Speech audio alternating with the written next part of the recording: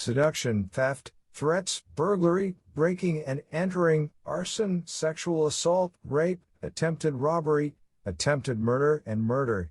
These are all crimes Peter Kurten, also known as the Vampire of Dusseldorf and the Dusseldorf Monster, would eventually be convicted of.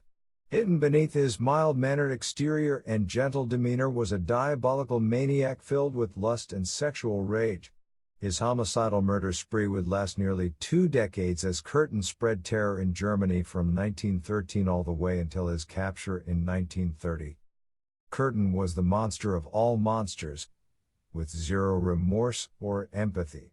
He would kill at will, even in broad daylight, brazenly and with complete disregard. His compulsion for murder was unmatched. While most haven't even heard of him, Kurten was every bit as brutal as any modern serial killer.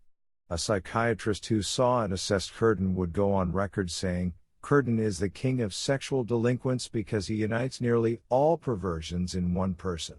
He went on to say, "That is the dreadful thing, the man Kurten is a riddle to me. I cannot solve it. The criminal Haarman only killed men, Landru only women, Grossman only women, but Kurten killed men, women, children, and animals, killed anything he found." The depravity and brutality of Kurten's bloodshed still baffles psychologists today. Here are 10 facts about the brutal serial killer. Number 10. Child abuse. Kurten's story begins like all too many tragic tales, with child abuse and sexual assault. Peter was from a poor family in Cologne and had an alcoholic father who would often attack and violently assault Peter and the other 12 children of the household. Peter, it would be said, bore the worst of the beatings of all of the Kurten children. Beyond physically beating the children, Peter's father would rape Peter's mother in front of them. His father would at one point be imprisoned for attempting to rape Peter's sister when she was 13. Peter's childhood home seemed fertile soil to produce one of the worst and most depraved madmen of all time.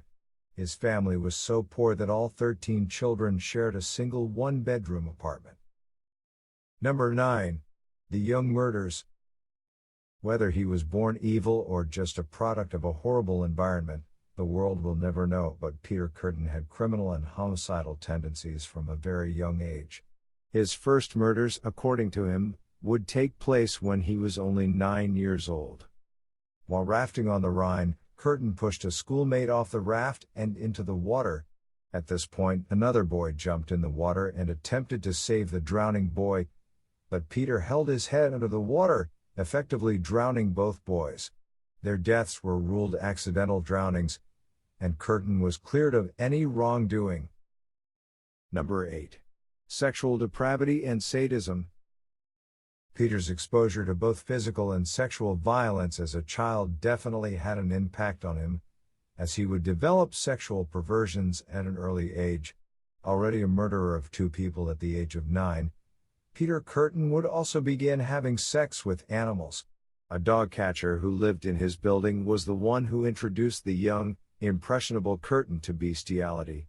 At first, Peter was only having sex with dogs, but as time went on, he began to engage in intercourse with other animals, such as sheep and goats. As Peter matured to a young teen, he began stabbing the animals he had sex with and killing them during intercourse. This would have a profound impact on who he would become later in life, with his murderous rampage being the result of uncontrollable sexual compulsion. Peter couldn't contain himself, and he had to hurt and kill in order to get off. Each of his later murders would have a sexual element, and it would seem that for Kurten, sex and violence, particularly involving blood, were intertwined. He would use scissors, hammers, and many other devices to assault his victims during intercourse. At some point in Peter's young life, sex became warped and distorted and couldn't be untangled from violence, probably a result of his sexually violent childhood. Kurten would become the face of sexual sadism. Number 7. First adult murder. After a string of sexual assaults, Kurten would commit his first murder as an adult on May 25, 1913. His victim was a girl only 10 years old named Christine Klein. After strangling her and assaulting her sexually in her bedroom while her parents worked in the bar downstairs, Kurten cut her throat. Now here's where the story gets worse. Christine Klein's uncle had gotten into a severe argument with her father that same exact night, saying he would do something the father would remember all of his life. Kurten slipped away into the night, and Christine's uncle would get the blame. He was brought up on charges for murder and ultimately acquitted for lack of evidence. Kurten is said to have followed the case closely, probably for reasons of sadistic gratification. Christine's murder would ultimately remain unsolved for years. Number 6. A life of crime. By the time Kurten was arrested the final time for the atrocities he'd committed across Germany, he had been imprisoned almost 30 times. His life of crime began as a petty thief, stealing food, clothing, or whatever he wanted. He was constantly in and out of jails and prisons, without any remorse or showing any signs of changing. Kurten would always come out of the penal system even more angry and ready to get back at society. His mind grew darker and darker, and during his times in solitary confinement, left with nothing but his own mind, his fantasies intensified.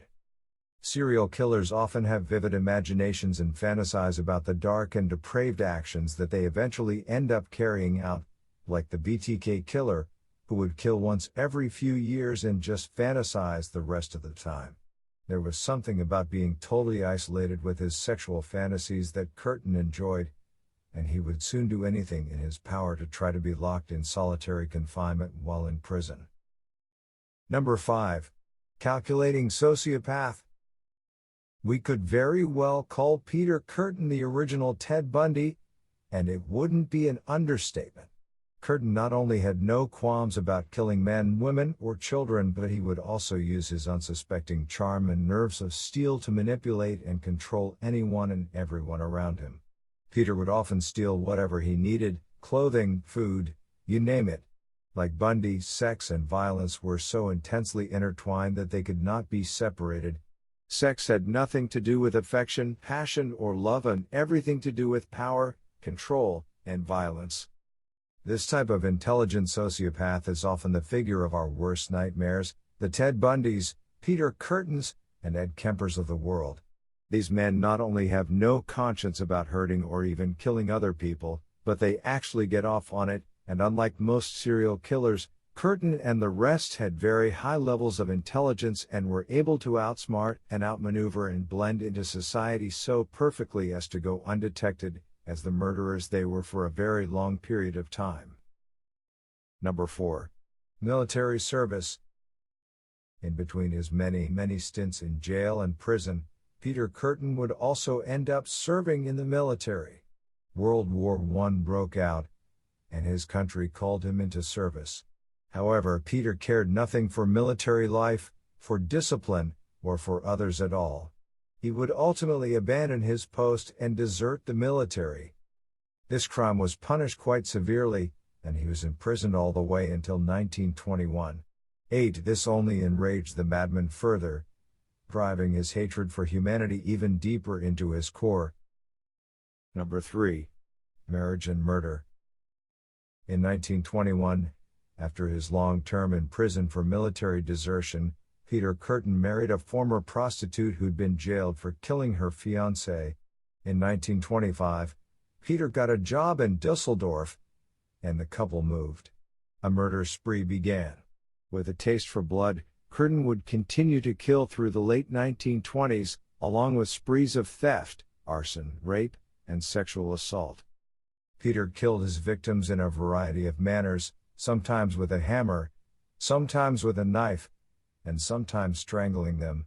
His murders were particularly brutal, and with the German newspapers reporting that he may have drank his victims' blood, the Vampire of Dusseldorf nickname was born.